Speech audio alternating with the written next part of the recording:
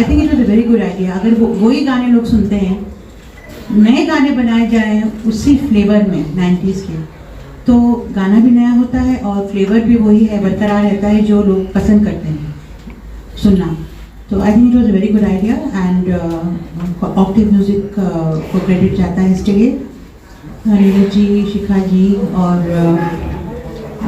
हम सब ने, हम लोगों को सबसे बड़ी खुशी इस बात की थी कि हमारा जो गुट है, गुट आनंद, मिलिंद, समीर जी, हम लोग सब ने बहुत काम किया है साथ में और it was like history repeat, coming back together, you know, same lot coming back together। तो हमारे लिए बहुत अच्छा मोमेंट था क्योंकि हमें लगा कि हम फिर मैदान में हमारा ग्रुप वापस आ गया है और बहुत अच्छा लगा, बहुत मज़ा आया। सुना है बहुत इसको, बहुत सुन रहे हैं गाने को, तो इसी से पता चलता है कि ये जो गाना है वो कितना पसंद आया लोगों को। And all the best Octave music, और करते रहिए, आगे बढ़ते रहिए। Thank you so much, big hand for her. Experience तो पहले जब नीरज जी ने मुझे बताया ये गाना करना है तो काफ़ी, और सब ये बड़े बड़े हस्तियों के नाम लिए तो मैं तो टेंशन में था। तो इनको मैंने बोला नहीं मेरे से होगा, मैं लाइव शो कर लेता हूँ लेकिन रिकॉर्डिंग में थोड़ा इतनी बड़ी हेलो तो टेंशन था। लेकिन मिलिंद जी ने और आनंद जी ने मुझे गाना भेज दिया और जैसे उन्होंने पायलट गाया था और धुन इतनी प्यारी थी और समीर जी की जो लिखावट, तो क्या बोलते हैं ना, कुछ जब चीज़ कुछ अच्छी होनी रहती है तब भगवान सब एक टीम बनाते हैं। तो ये 2 दिन में मैंने ये गाना पूरा बाय हार्ट कर लिया और नीरज जी को बोला चलिए मैं आ जाता हूँ बॉम्बे, देखेंगे मैदान में क्या होता है। और जब पता चला अलका जी गाने वाली है, पहले तो अलका जी आई नहीं थी इसलिए अच्छा हुआ कि मेरा गाना हो गया पहले। लेकिन फिर उनको भी अच्छा लगा गाना, फिर आप सब लोगों ने इतना अप्रिशिएट किया, थैंक यू वेरी मच। लेकिन एक अच्छा एक्सपीरियंस हुआ एक अच्छी टीम के साथ काम करने में, और ये ऐसे लीजेंड्स ऐसे होते नहीं है। मैंने देखा समीर जी इतने गिनीज बुक में लिखा है लेकिन इतने सिंपल, मैं तकरीबन 3री बार मिल रहा हूँ सर को, लेकिन सबसे पहले तो नीरज जी को बहुत बहुत थैंक यू, ऑक्टिव को, कि उन्होंने ये अपॉर्चुनिटी दी हमको। और ये डिसीजन जो लिया कि क्यों ना हम एक गाना उस तरह का करें जिसमें 90s का फील हो, I think that was a very wise decision. क्योंकि जैसे कि पहले मैंने आपसे कहा कि इतने सारे मेल्स आते हैं मुझे कि प्लीज़ कुछ गाने उस तरह के कीजिए, हम लोग बहुत सुनना चाहते हैं, हम लोग सुनने के लिए तरस रहे हैं। तो ये धुन हम लोग ने बनाई और उसके बाद फिर समीर जी, इनके साथ तो मेरे ख्याल से समीर जी के साथ हम लोग के कम से कम 1000 गाने हो चुके हैं।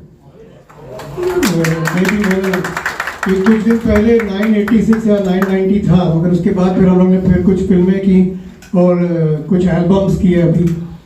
तो इनके साथ तो फ़ोन पे ही काम हो जाता है, जैसे इनको मीटर दिया फटाफट लिख के और फिर वो इट्स वेरी वेरी कंफर्टेबल। जहाँ तक अलका जी का सवाल है, I think we known each other since donkey's years, और पहला गाना जो है हम लोग के लिए इन्होंने गाया होगा मच बिफोर क़यामत से क़यामत तक, मेरे ख्याल से 84 या 85 की बात है।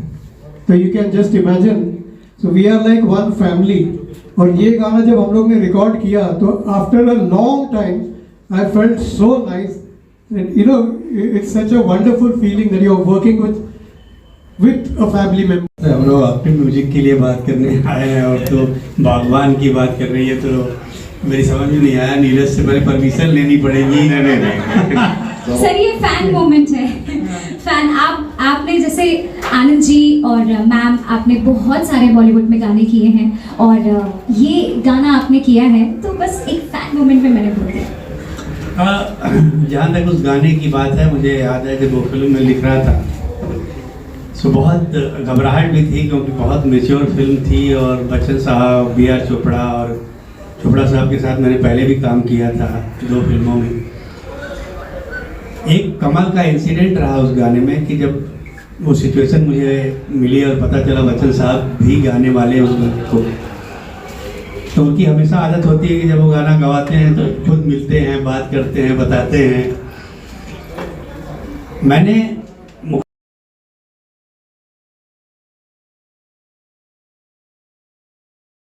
Anyway, thank you so much everyone, आप लोग यहाँ आए और बहुत अच्छा लगा है।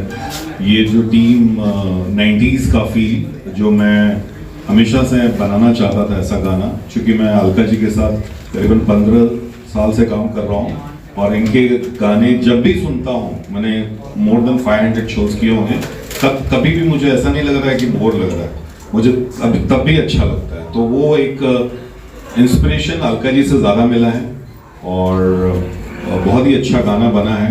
थैंक यू आनंद मिलिंद जी, समीर जी, अलका जी और मकरन जी ने कमाल का गाया है।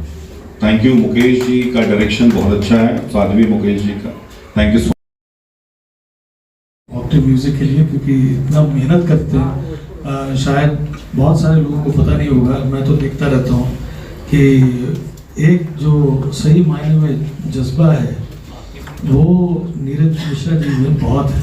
एक बार ठान लेते हैं तो वो करके दिखाते हैं। इन्होंने मुझे बहुत पहले कहा था कि मेरी चाह है कि अलका जी के साथ एक गाना मुझे करना है, वो करना, वो आज कर लिया आपने। मैं देख रहा था कि याद आ रहा था मुझे कि that's what a wonderful feeling. Of course, I mean we all love her so much, so dearly. तो वही एक ड्रीम होता है, एक ख्वाब होता है। और इतनी बड़ी टीम, समीर भाई तो मेरे मतलब पिता समान बहुत प्यार करते हैं मुझे, बहुत तो पुराना जानता हूँ, इतना काम किया है कि कहने की हद नहीं। और इनके गाने तो हम गा गा के सीखा है हमने इन सब के। तो और आनंद मिलिंद जी बहुत प्यारे, मैं इनको एक बार बहुत दफ़ा बहुत साल पहले मिला था। ओन वॉइस बोलते हैं ना, आपको वो नज़र आएगी, लेकिन मैं जब स्टेज में गाता हूँ तब किशोर दा की वॉइस में गाता हूँ, गाने की कोशिश करता हूँ, क्योंकि किशोर दा का गाना गाने के लिए मुझे 10 जन्म देने पड़ेंगे, लेकिन मेरी कोशिश रहती है हमेशा कि किशोर दा के स्टाइल में योडलिंग करूँ या करूँ। लेकिन ये गाना जो जब दिया और इतनी अच्छी टीम मिली, एक मेरा जो सपना था तो स्टेज पे गाता था। और समीर जी, आनंद मिलिंद जी और अलका जी, कभी मैंने सपने में भी सोचा नहीं था कि अलका जी के साथ मेरा डुएट होगा। और सपने वो जो देखे थे नहीं देखे थे, आज सच हो गए। सच हो गए, तो वो सच हो गया। और जैसे समीर जी ने बताया कि ये कोई पावर रहती है, ये सब टीम जमा के काम होता है और एक अच्छा काम होता है, बस मुझे खुशी है। और नीरज जी से पहले बात हुई थी, तभी नीरज जी ने बताया था कि आप अच्छा गाते हो, मैं कभी मौका आएगा तो आपको ज़रूर गवाऊंगा, और उन्होंने अप्रोप्रिएट मुझे सिलेक्ट किया और ये मौका मिल गया। Thank you very much. Alka ji गाने से पहले कुछ गुनगुना सकती हैं हमारे कैमरे के अंदर? क्या गुनगुनाऊं? ये गाना सबसे सपने जो देखे थे प्यार में सच हो गए, आँखों से आँखें मिली, कुछ हुआ दिल खो गए, कर लिया फैसला कभी ना होंगे जुदा, कर लिया फैसला कभी ना होंगे जुदा। एरा में ही काम किया हूँ, मैंने जतिन ललित जी के साथ काम किया है और बड़े खूबसूरत गाने बने हैं। और समीर जी ने लिखा था उस वक्त भी और लिखते हैं।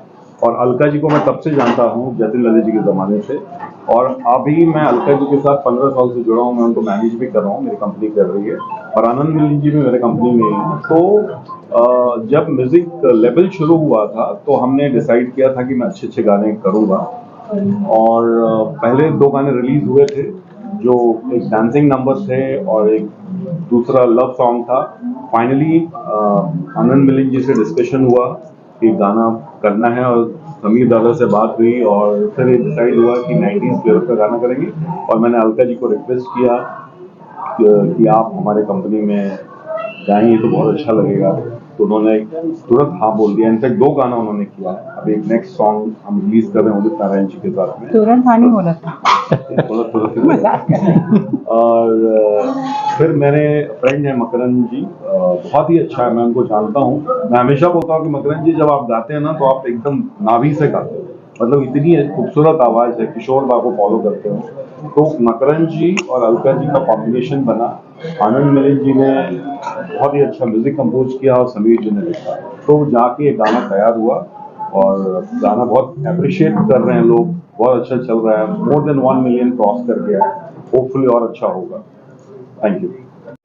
बहुत सालों बाद यहाँ मुझे महसूस हुआ, और हम लोग का कंफर्ट लेवल इतना है सालों से, और मतलब हम लोग हंसते खेलते पिकनिक की तरह हो जाता है काम, उसमें कुछ डिस्कम्फर्ट या कोई भी तरह की झुंझलाहट कुछ नहीं होती।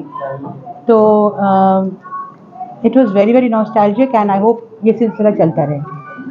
समीर जी, जब आप इंडस्ट्री में आए थे ऐसा एक सपना देखा था कि एक दिन आपका नाम Guinness book of world records में आ जाएगा? मैं तो सबसे पहले डर रहा था कि नीरज कहीं ये नहीं बोल दे कि मैं बचपन से आपके गाने सुनता आ रहा हूँ। और अच्छा हुआ तुमने भी ये नहीं बोला, नहीं तो बड़ी घबराहट होती है, उम्र का एहसास होने लगता है यार। मैंने ये बोला कि जतिन ललित के समय से हम लोग मगर बिल्कुल कभी नहीं सोचा था जिंदगी में। गिनीज बुक की तो बात छोड़ो, मैं तो यहाँ केवल एक गाना लिखने का सपना लेके आया था कि अगर एक गाना लिखूं और रेडियो सिलोन में बज जाए तो मैं समझूंगा यार मेरी ज़िंदगी में जो अचीव करना था मैंने कर लिया। और जो कुछ किया मैंने नहीं किया, कोई और ताकत थी जिसने करवा लिया। और हम सारे लोग जो हम क्रिएटर्स होते हैं, हमारी सारी बात जो है वो सब उस पर डिपेंड करती है। इसीलिए लोग बोलते हैं कि वी आर गॉड गिफ्टेड, तो कहीं वही करवाता है और उसने करवा लिया, सब हो गया। मैं तो ज़िंदगी में कोई कुछ एक्सपेक्टेशन थी ही नहीं मुझे, मैं बिना लक्ष्य के आगे बढ़ रहा था। केवल एक ही जुनून था कि मुझे काम काम और काम करना है।